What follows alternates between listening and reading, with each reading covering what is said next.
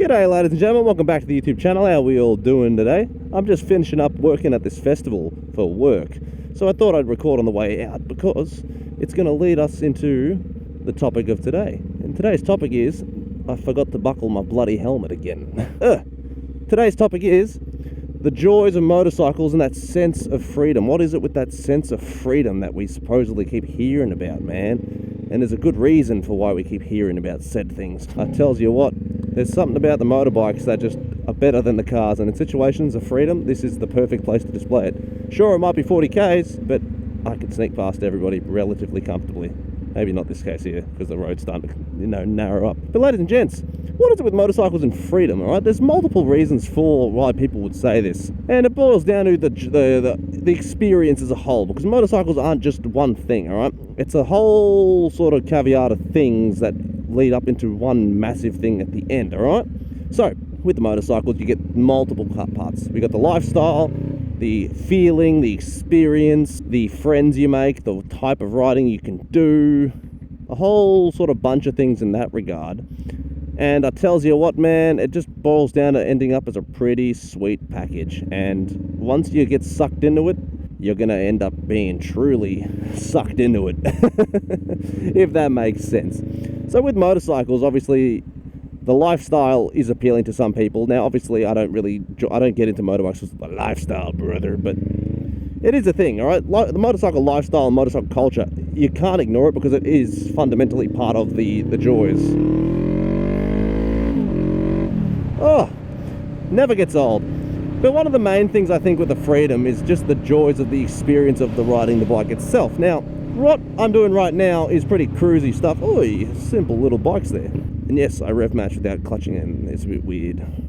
But when you're riding around, just feeling the wind, feeling the nature, smelling the smells, there's a whole bunch of things you miss out on when you're driving, dude. And I think, personally, it's almost like you miss out on half the experience of commuting.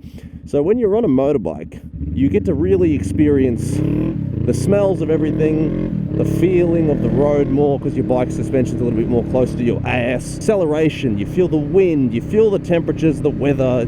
You can even get up in the road rage a little bit more intensely because you're right there, brother. And there's just something more visceral about riding that you don't get when you're driving around. And personally, I think it's really, really like a real big part of the package of the motorcycles is just the pure feeling you get moving around. Now, if you guys don't know this, there's a good little motorcycle gear shop on the other side there. That's where I got my Kevlar pants.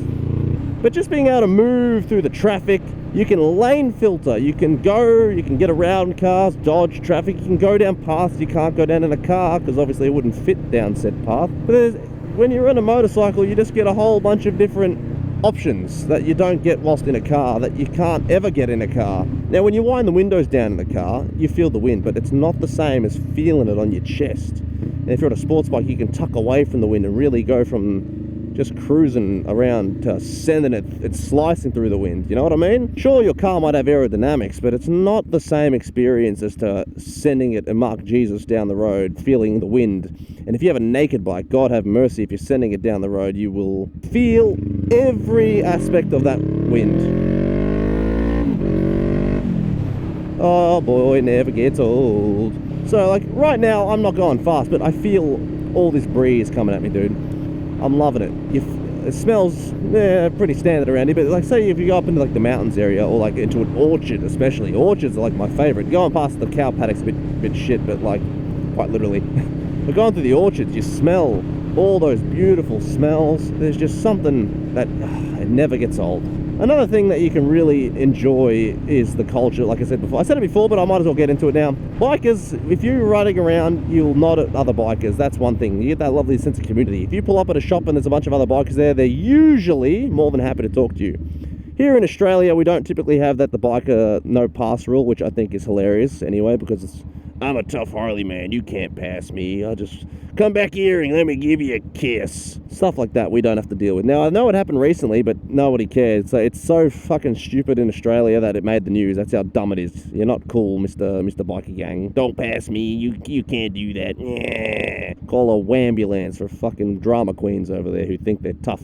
But yeah, so you get the culture, meeting new people at locations. Bikers are typically more than happy to talk and yarn. They will, my friends. They will not shut up. And that's a good thing. We like to talk, all right? Now, you go to the bike nights, you start making friends.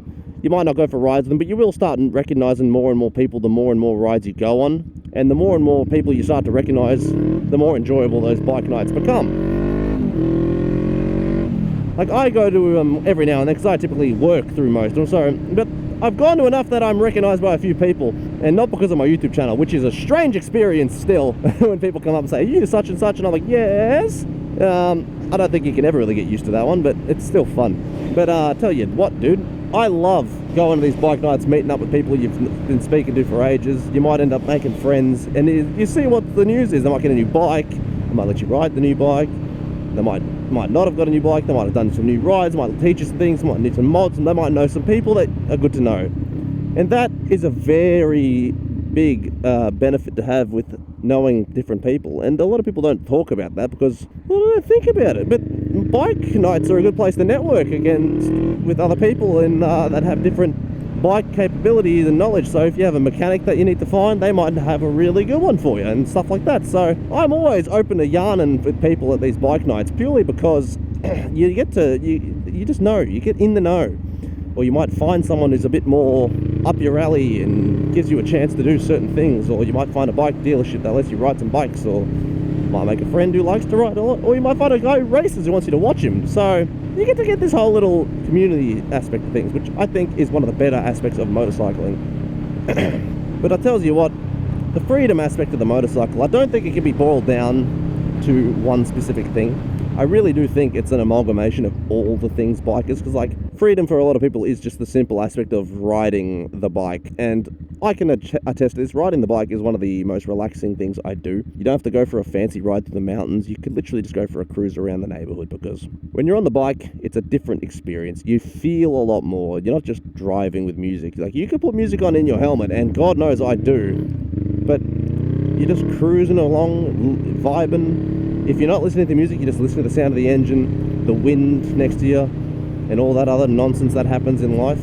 And getting stuck at every set of lights, loving it, but you can just take a step back and enjoy life, as it were, which I think is a great aspect of that freedom aspect. Because let's be honest, most of life is pretty shackles and chains, work, home, repeat stuff. But when you're on the bike, that's your few minutes of, to yourself, where it's all free. You're your own boss. Obviously, there's some speed laws to abide by unless you're an absolute champion. But you're just cruising. You're not taking orders from anybody. It's just you, the road, and a good time between your legs. That's not a euphemism. Oh, man. Ever since I got into motorcycles, I can't see myself ever really giving them up, because it becomes just such a fundamental aspect of your personality. Now, if you're just buying a bike for commuting purposes, I can understand that's a little bit more like how it would be, what's the word I'm looking for, just dull. Whereas if you're riding it not just for commuting, like I ride a lot for commuting, but I don't ride a commuting bike for the sake of commuting. I ride because I like to make the videos after work. I ride because I enjoy the riding. And that makes the whole experience that much better. But do bikes really make you more free? No, I don't think so. You still have just as much freedom in a car, but the feeling of the freedom experienced is tenfold. So even the simple act of waving in a lane, like when you're doing the old swerves, you can't really do that in a car without someone looking at you, funny, because what are you doing? You're drunk. Whereas you're in a bike, you can do all kinds of things, and we can just lovely launch us off the line. But yeah, so if you're just cruising in the line, you can do stuff like this. This is something that you can't really do in a car, and it's just one of the fun things that us bikers love to do. I have half a tank of petrol. That's not good enough. I need to fill that up. Got the bike night to go to tonight. Woo! That's a good one. But I'll probably end up posting the bike night one tomorrow. I don't think I'll try and edit it today. That's just crazy. Oh, man. I tell you what, though, the weathers we've been getting lately is enjoyable. Not enjoying the hell of that. I haven't slept very much, but I've also been sick, so this is the first day I've been back on the road. I still can't turn to the side very well. You might have noticed my head checks are a bit lazy. That's because my neck's cooked. But I had to get out. I had to experience the two wheels again. It's just good for the mentals. And you know, I might even do a video on the concept of throttle therapy, because it's both good and a bit deceptive, because some people rely too heavily on it, but others, they rely just the perfect amount. And some just don't do enough. You know, it's a damn shame, boy. A damn shame. What are these roads? First world country, my ass. Very lush. Absolutely centered up there, that guy in the Holden. I do love it when people turn out and do not do the speed limit.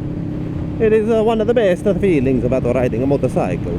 But dude, I tell you what, I probably said that statement alone too many times in this video. But when it comes to motorcycles and freedom, like I said, I don't think they're any different in terms of what they give you, but the one thing they do notice is the feeling. So in terms of actual traversal, it's the same. Obviously, in Australia, you do get lane filtering as an option. So that does change things a little bit, but when it comes to the actual experience, that alone is the freedom you feel, because it's freeing to not be bolted down. Now, I think CF Moto is trying to bring out motorcycle seatbelts, which is stupid, because the safest thing for a motorcyclist to have happen to them during an accident is to be disconnected from the bike.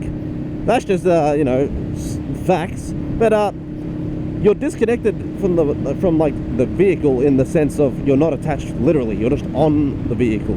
Some bikes you sit on, some you sit more in, but you're still fundamentally on the vehicle. You're not tied down to the bike. You're just two beings becoming one, if as it were. You're moving freely through the space of the road. You're not doing anything too crazy. You're just moving, dude. Bump.